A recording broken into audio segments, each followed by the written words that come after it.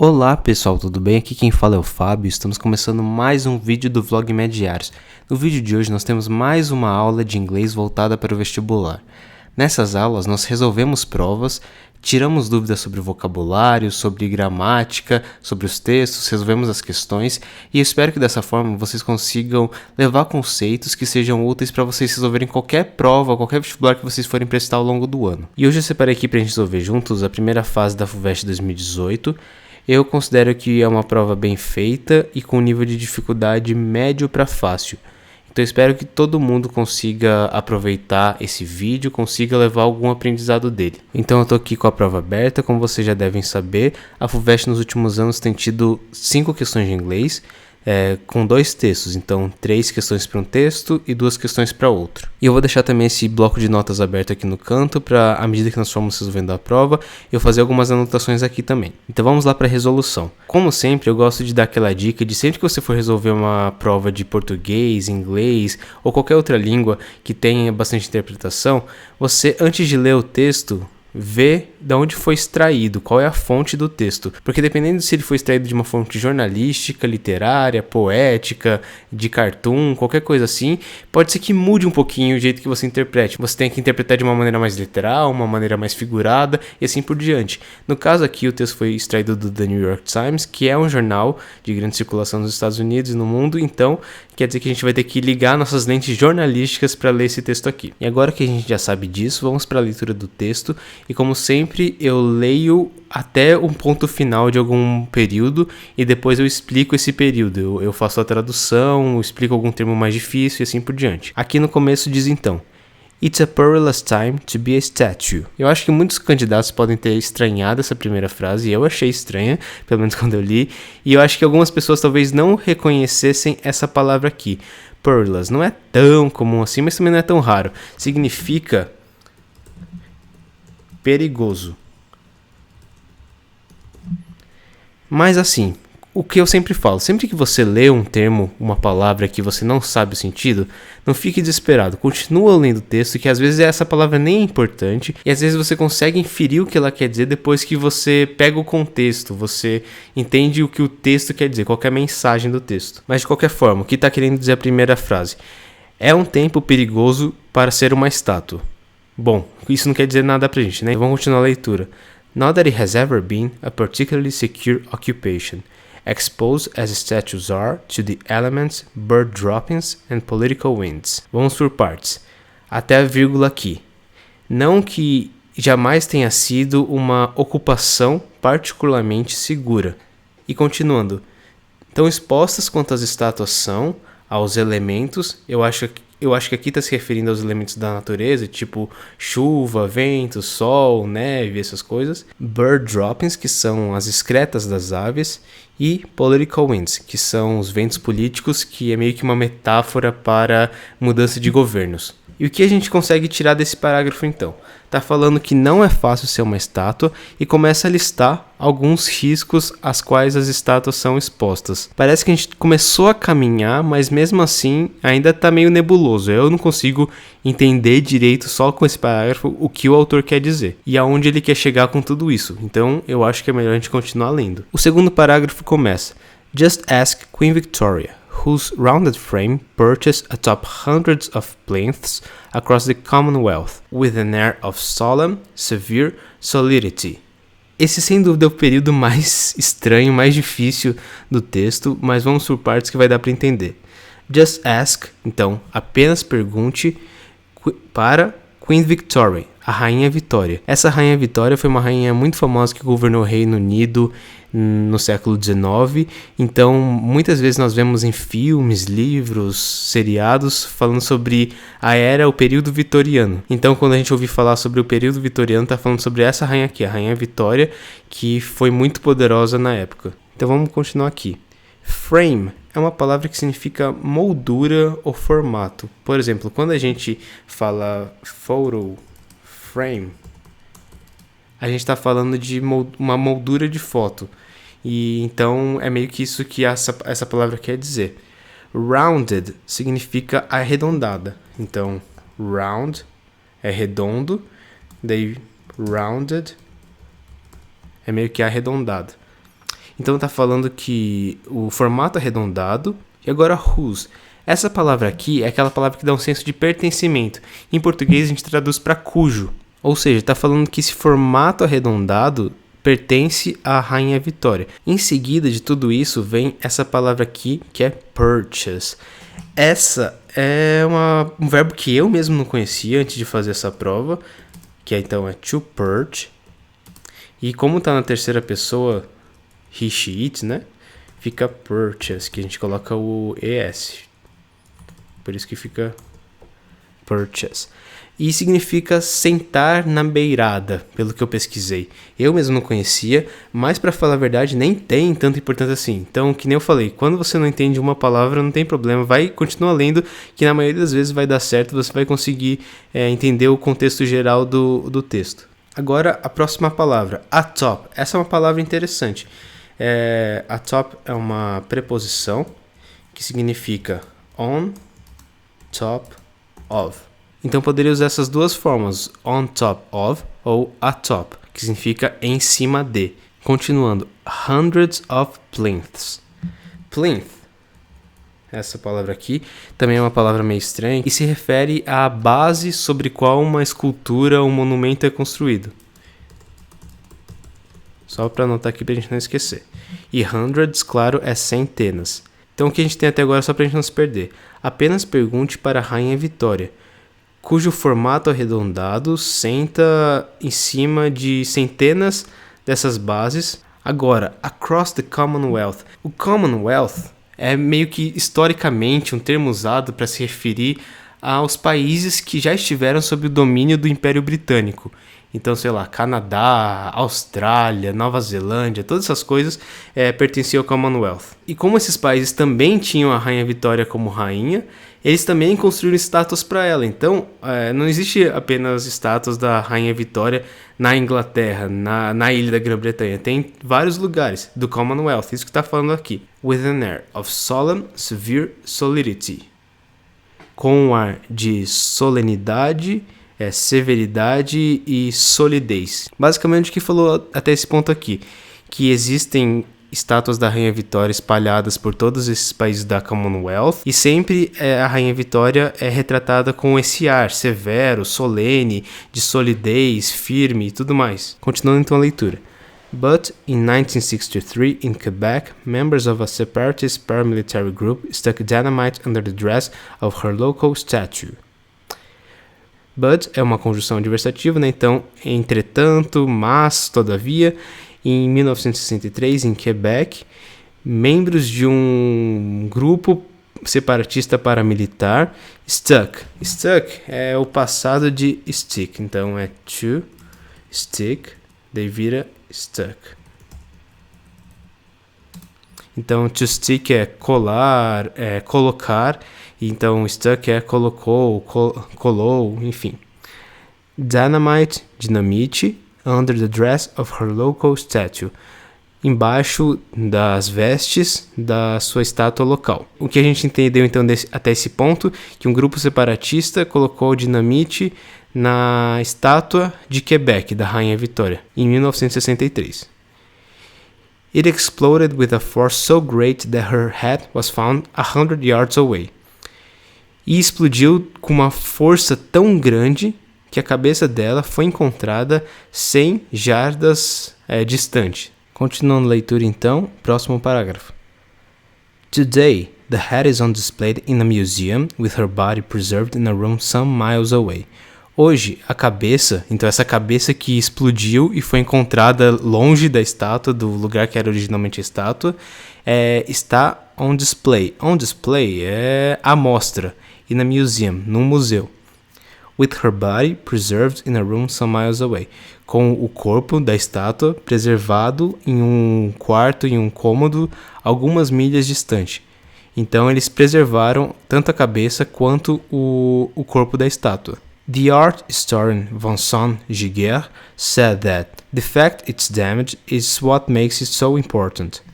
Então o historiador Vincent Giguère disse que o fato de que a estátua está danificada é o que faz dela tão importante. Então, to To damage é danificar. E damage é danificado, certo, pessoal? Então tá falando que eles preservaram por causa disso, porque o fato de alguém se importar o suficiente e de querer derrubar a estátua, que faz com que a estátua tenha um significado político. Continuando a leitura. There's another reason to conserve the beheaded Victoria. Então vamos lá, só para lembrar. There is é existir. E to be had é como se fosse cortar a cabeça. E beheaded, aqui no caso, é com a cabeça cortada. Então, existe uma outra razão para conservar a vitória com a cabeça cortada. Statues of women standing alone and demanding attention in public space are extremely rare. Bom, um ponto muito importante para a gente prestar atenção aqui é o seguinte, que aqui a pronúncia é women. Por quê? Aqui tem um E, não um A. Isso mostra que essa palavra está no plural. Então, tem a diferença de woman, que é o singular, e women, que é o plural. Então, temos que sempre prestar essa atenção, né?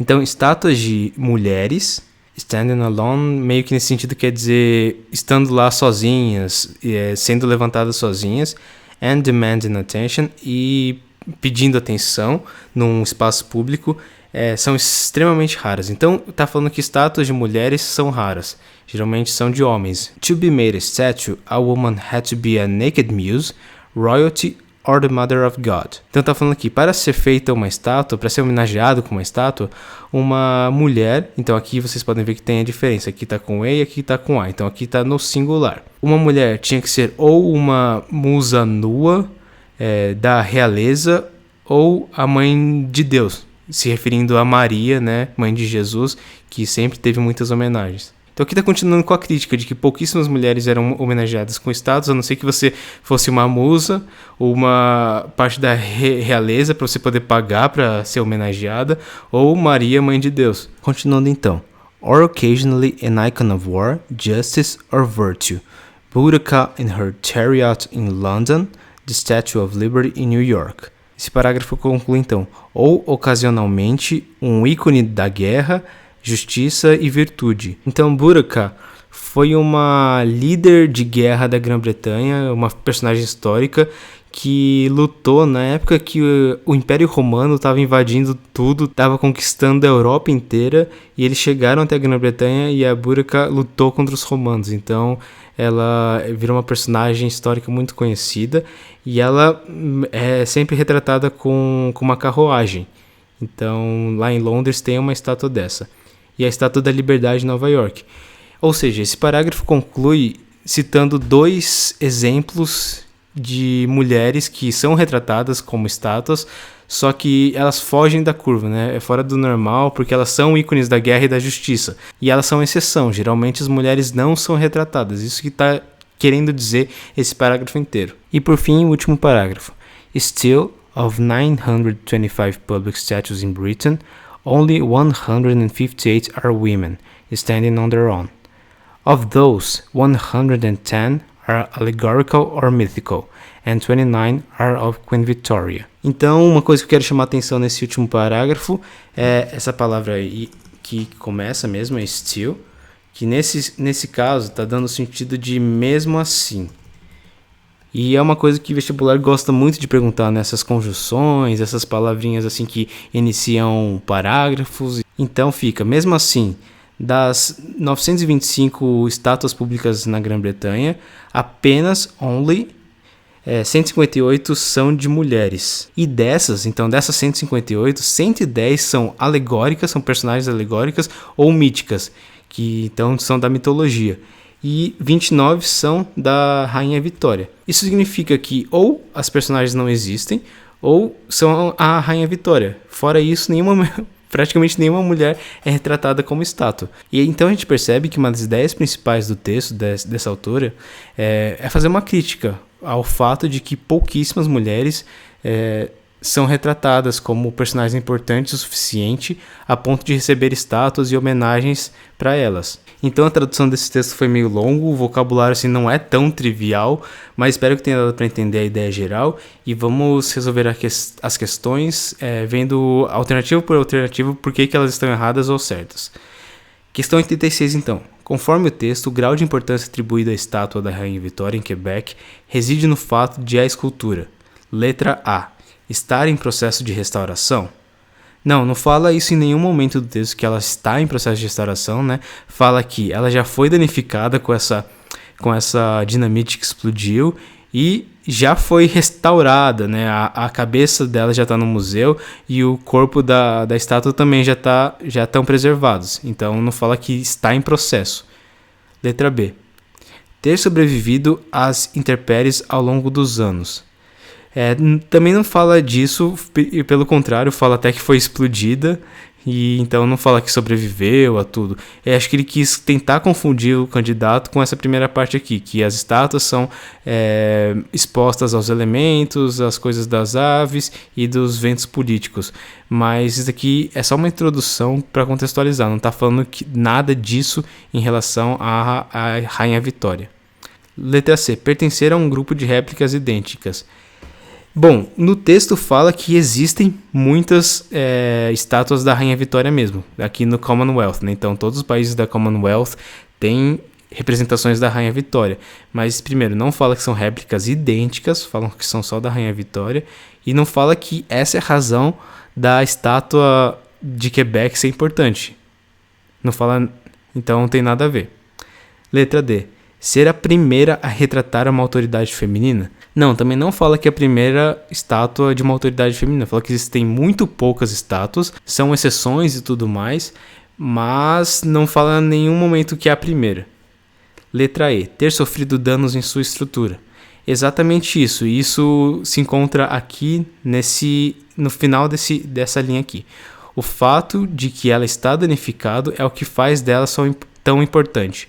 É aquela fala do historiador, né? Então, o fato de alguém ter se dado o trabalho de colocar uma dinamite na estátua, ter tentado destruir ela, porque ela significa alguma coisa. Ela tem um simbolismo histórico e esse grupo político, ativista, separatista, quis destruir essa estátua porque eles não gostavam da Rainha Vitória e o que ela representava. E além disso, o fato dela ter sofrido esse ataque colocou ela no museu e deu destaque a essa história. Então, realmente é a letra E. O fato da estátua ter sofrido danos é o que faz dela importante e a história dela interessante. 87. No texto, a figura da Rainha Vitória é associada ao conceito de firmeza, eloquência, longevidade, beleza e maternidade.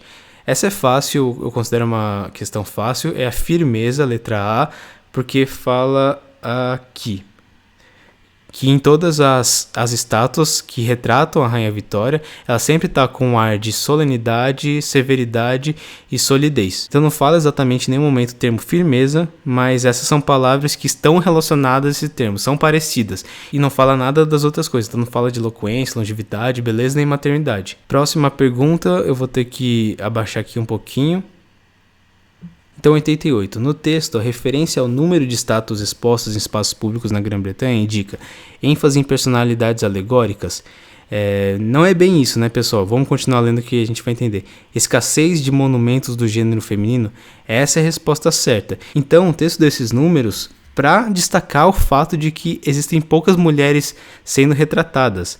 E essa parte da alegórica também continua sendo uma crítica a isso, que as mulheres que são retratadas são alegóricas, elas nem existem. Então, onde estão as mulheres que de fato foram importantes para a história do mundo, para a história da Grã-Bretanha e não estão sendo retratadas? Foi apenas a Rainha Vitória, a única mulher importante da história da Inglaterra, da Grã-Bretanha? Não. Então, onde elas estão? Essa que é a crítica. Então, realmente é a letra B, escassez de monumentos do gênero feminino. Vamos só continuar lendo o resto. Desapreço por esculturas do corpo inteiro. Não fala em nenhum momento disso. Falta de espaço em museu para peças de grande porte também não fala nada disso. Preferência por figuras de destaque em batalhas. Realmente cita isso um pouco o texto, fala que as figuras femininas que são retratadas em estátuas são as que se destacam em batalhas ou são símbolos da justiça e da virtude.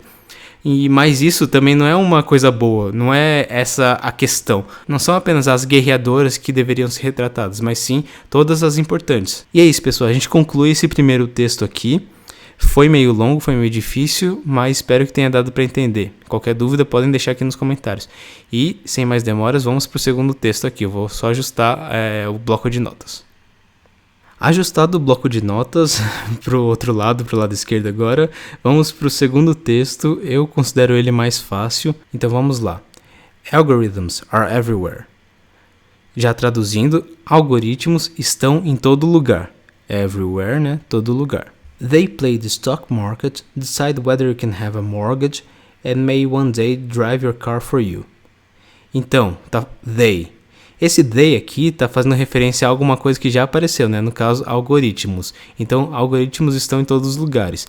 Eles, os algoritmos, eles participam, play, the stock market, é bolsa de valores. Decidem, whether, essa palavra é muito importante. Ela aparece em praticamente todas as provas e significa se, então é sinônimo de if. Então não se assustem caso vocês encontrem em algum texto, os textos adoram isso. Então os algoritmos decidem se você pode ter um mortgage. Então mortgage significa como se fosse financiamento, você poder fazer hipoteca da sua casa, essas coisas assim, que esses termos financeiros de financiamento. E podem um dia dirigir o carro para você. Então tá falando o que os algoritmos fazem, né? Tá listando o que os algoritmos fazem. Então, they search the internet when commanded, stick carefully chosen advertisements into the sites you visit, and decide what prices to show you in online shops. Continua listando o que os algoritmos fazem. Olha só, they continua falando dos algoritmos. Então, os algoritmos to search é procurar.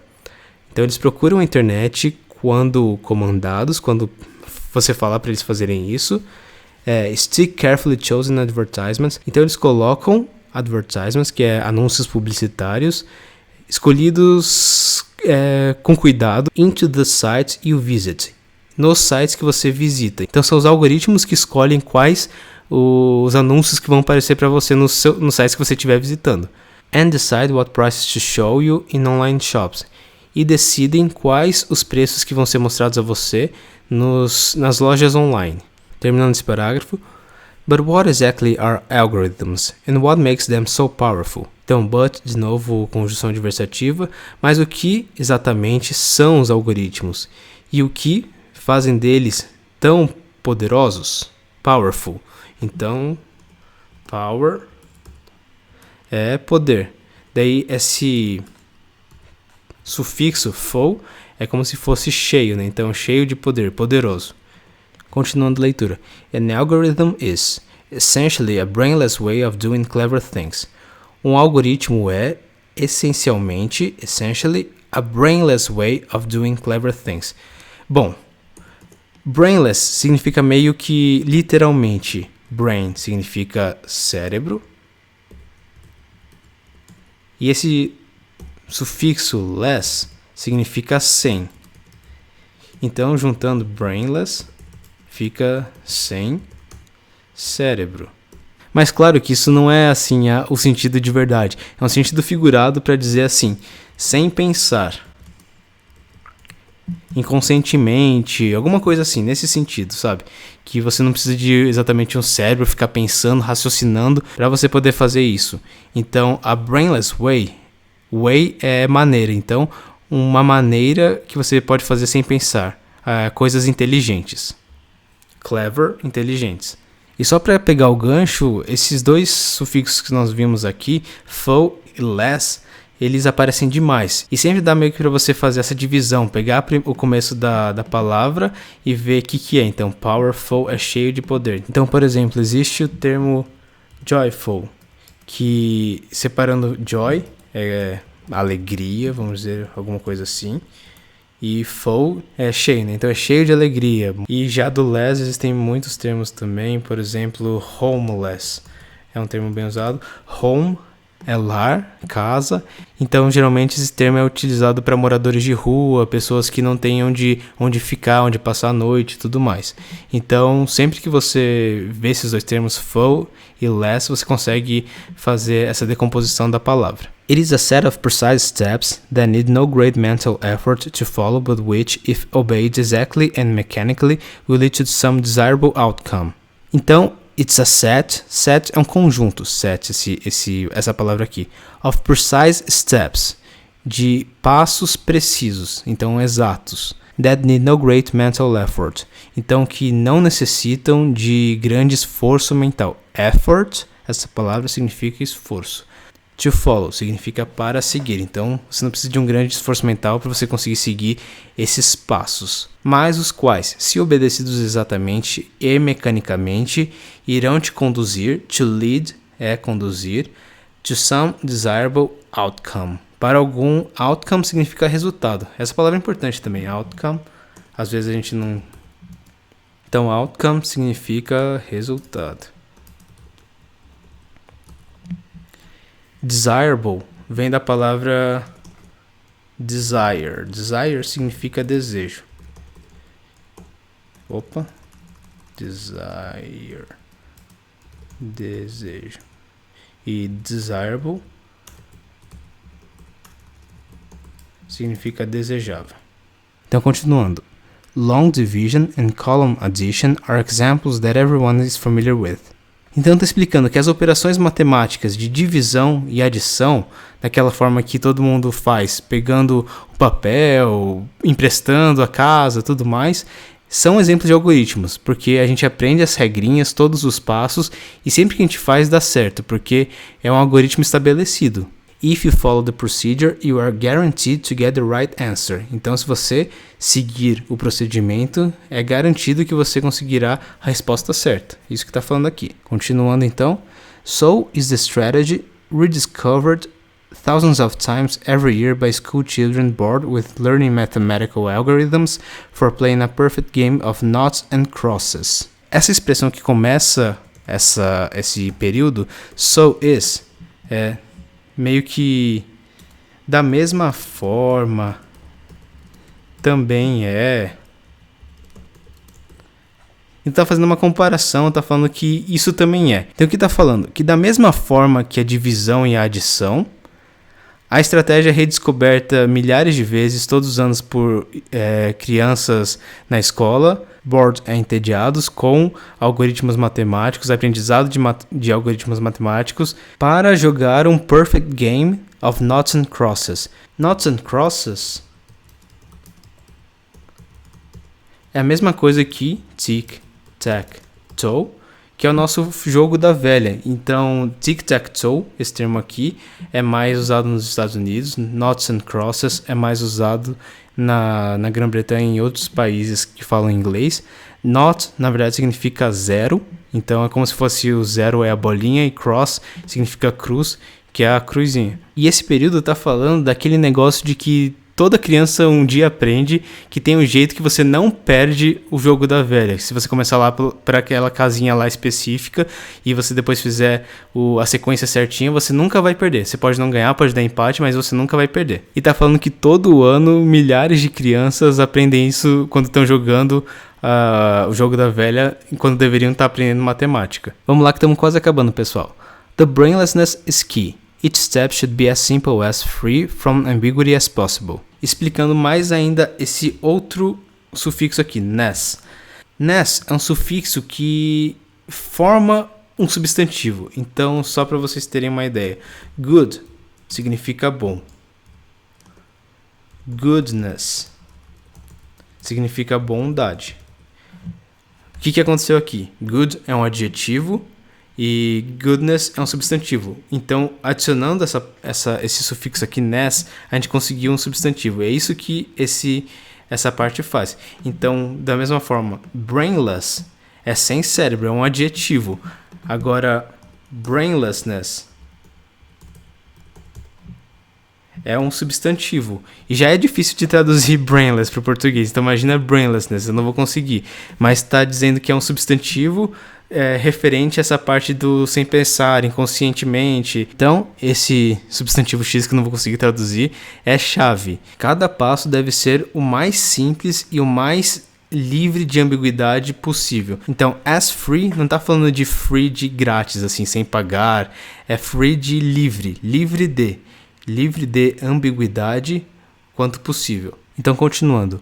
Cooking recipes and driving directions are algorithms of a sort. Então tá falando que receitas de culinária e direções quando a gente está dirigindo são um tipo de algoritmos. Mas vamos continuar aqui. But instructions like stew the meat until tender or it's a few miles down the road are too vague to follow without at least some interpretation. E aqui de novo introduz uma ideia adversativa, então contrária, mas instruções como cozinhe a carne até que ela fique macia, ou é apenas algumas milhas à frente na rua, são vagas demais. Are too vague. Lembra que esse too aqui, T-O-O, pode significar demais. Então, vagas demais. São muito inespecíficas.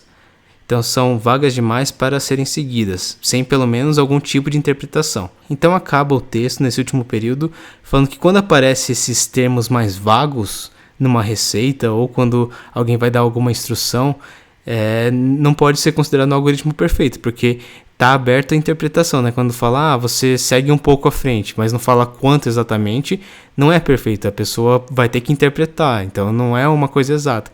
E daí, da mesma forma, cozinhe a carne até que ela fique macia, mas como você sabe quanto ela está macia? Então não é um algoritmo perfeito. Então é isso, pessoal, esse texto. Então a ideia principal é que algoritmos são instruções que tem que ser o mais exatas possíveis para poder ser repetidas de uma maneira que nem tem que pensar. As instruções têm que ser claras e não pode dar margens para dúvida. Isso que está falando o texto. Vamos fazer as questões agora. 89. No texto, um exemplo associado ao fato de algoritmos estarem por toda parte é o cartão de crédito, o livre mercado, a dieta, o jogo de xadrez, o comércio eletrônico. Bom, não fala em nenhum momento cartão de crédito. Livre mercado, acho que eles quiseram confundir a gente com stock market. Acho que algumas pessoas podem ter visto a palavra market e já ver mercado aqui e querer marcar essa questão, mas stock market é bolsa de valores, né?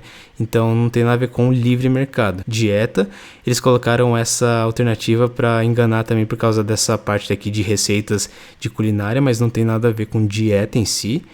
Jogo de xadrez, eles colocaram essa alternativa por causa dessa parte aqui, Perfect Game of Noughts and Crosses. Acho que se alguém não soubesse o que é Noughts and Crosses, talvez pudesse achar que tivesse alguma coisa a ver com xadrez, mas não, isso aqui é o jogo da velha. E o comércio eletrônico, que é a resposta certa, por quê? Fala aqui no comecinho, que quando nós buscamos na internet, entramos em sites, é o algoritmo que escolhe quais anúncios vai aparecer pra gente, qual vai ser o preço que vai ser mostrado para nós quando nós estivermos em comércio eletrônico, lojas online. Então, essa é a resposta certa mesmo. 90 e última questão, finalmente. Segundo o texto, a execução de um algoritmo consiste em um processo que prevê a memorização de tabelas e fórmulas?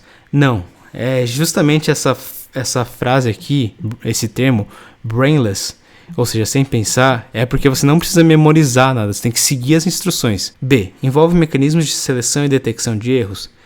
Pode até ser que envolva, mas não fala nada disso no texto, a gente não sabe. Não, a gente só tem que ver o que o texto está falando. É infinito de etapas? Não, pelo contrário, é para você fazer uma tarefa finita com um objetivo, então tem que ter um número finito. Letra D. É incompatível com análises subjetivas e imprecisas? A alternativa correta é a letra D mesmo, porque o sentido do texto é falar que o algoritmo precisa ser um conjunto de instruções o mais claras possíveis, sem dar margem para interpretações. E é por isso que fala aqui no final do texto, cozinhe a carne, ande algumas milhas à frente, são vagas demais. E isso não é um bom algoritmo, porque não está sendo específico, tem que ser o mais específico possível, e por isso a resposta certa é a letra D.